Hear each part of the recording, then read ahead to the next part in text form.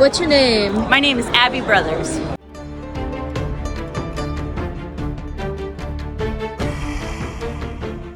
Tell us why you originally applied to be a part of Survivor Bloomsburg Season 3 this season. I thought this would be a great opportunity to meet students because I'd never been on campus before, and to learn how to get around campus. And I thought it would just be a fun way to make sure that I get out of my apartment every week. In episode 1, what was your first impression of other players as you met them in the ballroom lobby lounge prior to the doors opening up? Did you know anybody coming into this game? Did you have any former alliances? I didn't know anybody coming into this game. I intentionally didn't watch the promo videos so I wouldn't be influenced by anything. When I came in, I was one of the first people there. I sat down in the lounge area, there were a couple couches. There were maybe only 4 or 5 people there. And I just started talking who are you? What's your major? And we all started talking, and eventually people just kind of came over, and eventually it was this big group. But I didn't know anybody prior to that. Everybody I've met in game. In episode 1, the first activity was the island hopping, where you had 30 seconds to get trios standing into various hula hoops. Unfortunately, you and Noah were the 2 castaways who didn't get to land in a trio and got to set out the first immunity challenge. How did that make you feel? At the time, I felt totally fine about it, especially because it was the first challenge. I also wasn't sure how many games we were gonna sit out, so I felt fine about it at the moment. Looking back, I wish I had been a little bit less nice and taken a little bit more initiative, but it is what it is. Did you consider forming an alliance with Noah at that point in time? No, I did not. In episode 1, you eventually got to join a trio for the second immunity challenge, word sequence agility relay. How did you just decide which trio to join? I walked around and I just said hello to people. I'd been watching people during the challenge, so I kind of had an idea of who I might mesh with, and I just kind of walked around and introduced myself and tried to see where I fit in best, especially after not participating in that first challenge. Your trio was not selected to join either Gibbon or Bonobo, but rather after losing 2 immunity challenges, you all formed the final team of the season, UAKARI as Maroon. How did you feel about the outcome and who was on your team? I felt like we had an okay team. I wasn't loving that we were smaller than the other teams. That was something I took note of right away. And as soon as we went to tribal that first time, I knew we were in trouble just because of the numbers. UAKARI was the first team to go to a tribal council, and you all voted out Hayden Turner. Tell us why you feel the votes went down that way. It was really based on who was talking to other people on the team and who wasn't. We just felt like some people were involved, communicated, let's go, let's do this challenge, and some people were off talking to other people who weren't on the team. So keeping the team spirit was really important at that first tribal especially. In episode 1, in Immunity Challenge 3, Manic Monkey Relay of the 8 stations, tell us which stations you did and how they went for you. I think I just did the monkeys where you picked them up and then you hung them on the hanger. Which I think I did okay at. I think that was the only one that I did in that challenge. How did your team go about picking who went where? Did you decide, or was it kind of you go here? We talked about it. We pretty much said, okay, who's got fine motor skills? Who's got gross motor skills? Who's good with puzzles? And that was how we picked who did what.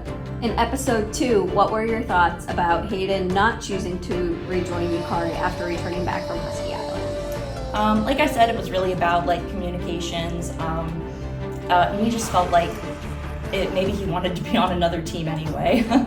So I felt fine with it. I wish him all the best. I'm glad that he's back. In episode 2, in Immunity Challenge 1, tell us about the dowel rod drop and duck and weave tree untangle stations on the quad.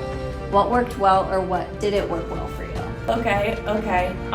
So the ball and dowel dropping into the bucket, we did that pretty well, I think. We did it pretty quick. We didn't drop anything on the ground. The human knot was really tough. That was something that slowed us down a lot. I thought we'd be a little bit more organized when we got over there. It was just a little bit of a mess. Went back to tribal council for just 1 vote after struggling with the ping pong paddles and taking a 5-minute penalty. Why do you feel your team couldn't get the challenge done? It was really hard to see. A lot of us were wearing glasses. Those with astigmatism know at night looking into bright lights is not a good thing. We literally just couldn't see the ping pong ball. I mean, all of us were standing there like, where did it go? And we find it on the ground. So I think that one, like, I would just be like super interested to like conduct a control study and try it during the day. I don't know if we would have done better. I think it was really just like we could not see. In episode 3, did you have any alliances that you had created since episode 1 had filmed, and if so, with who? Oh my gosh, absolutely. I had, I mean, not really. I really had one. I had one alliance. And it was an alliance that I had made like going into the game. For the most part, I was really just trying to focus on the team. I really kind of believed like the we can do it attitude would get us there. In episode 3, UAKARI took a huge hit with these visits to tribal council, and your team numbers went from 8 players down to 5 by the end of the night. How did that drastic reduction impact you or your team? That was gutting. When we went to tribal the first time, I was not happy about it, but I thought it's okay. When we went to tribal the second time, I was sweating. And then by the third time, like my mind was just frazzled. There was just nothing left. In episode 3, tell us about how the racquetball rodeo challenge went for you. That one's so terrible. I've never played racquetball. My hand-eye coordination is not like necessarily the strongest, especially like that kind of thing. I've never played racquetball. Yeah, it was a little bit rough. I chose to only do one round of that. In episode 3, what were your thoughts about how the fast kickball challenge went for UAKARI? I think we did all right. Like we had a lot of fun doing that. It was a good game. It was really just numbers, and we were like Josiah was right. We were tired by the end of the night. All of us having to run all the time, and I think that was really hard on a couple of us. In episode 3, walk us through what playing the yoga dodgeball dot pickup challenge felt for you. So there was a miscommunication at the start of this game. I thought half of us were hanging behind, like I did at the game, and half of us were going forward, and then I was the only one hanging behind. And I was like, well, this was awkward. And when I got to the other end, I turned around and my whole team had been eliminated, and I hadn't grabbed any dots on the way there. So I got to the other end, and I was looking down the field going, I don't even know if I can make it across. So I started going, I picked up a couple dots, and I did get hit by a ball, and we got out. That was, I don't know what happened to us that game. It wasn't even a numbers problem. It was 6 people every time. That one was just humiliating. At Husky Island, you learned that Carlos had a Husky Island fast pass and was able to skip all the challenges and come right back into the game. Were you aware that they had this advantage? I did not learn this information at Husky Island. I was aware of it beforehand. At Husky Island, you competed just against Brandon from Bonobo because Bella from UAKARI decided to end their game after being voted out and not participate in Husky Island activities. Were you surprised that Bella decided to end their game and not try for redemption? No, not really. They've got a really, really long commute to get here. I wish they had stayed in the game though. They were so cool. Like I really enjoyed hanging out with them and like being on their team. They brought such cool energy. Did your decision to stay and try to win your way back into the game? You know, I'm not a quitter. Like I just thought like, I'm gonna beat this guy, I can do it. And then they gave me math at 10:30 at night. So I tried. In the first challenge at Husky Island, both of you did pretty well at the reflex boxing station, but it was station 2 that slowed you down a bit with the quick calcs and hidden code challenge. What made that so difficult for you? If I had been able to write down the math, I would have been totally fine. But at that point, like I was almost disassociating looking at this math problem, and anytime there was any noise in the room, I was just totally like distracted and I'd have to start all over again. Needless to say, mental math is not my strong suit. When you saw Brandon was headed to the third and final station to put together his sand bucket tower, what thoughts were you having at that moment? Did you try to finish the math equations and go over to the buckets, or were you just kind of like, oh, he won? I definitely was. I was trying to figure out like where I had gone wrong, which line I had gone wrong on. And when I heard his buckets fall over for the first time, I thought maybe I could make it. So I was just trying to speed run it, and you can't do that with math. If you had won the challenge and earned your way back into the game, which team would you have chosen to join for episode 4? Would you have gone back to UAKARI, or No. would you have gone to Gibbon or Bonobo, and why? No, I definitely would have been going to Gibbon or Bonobo. Honestly, I'm not sure which one I would have done. I had thought about it a little bit after Husky Island, what could have been, and I really couldn't come up with a definite answer. I just know that I wouldn't have been going back to UAKARI. I mean, is it a smart idea to go back when they voted you out? Probably not. And I did have that one alliance that I was kind of into. What did you learn about yourself by participating in Survivor Bloomsburg Season 3? I don't know that I learned anything new. I learned that I'm still super easy to lie to.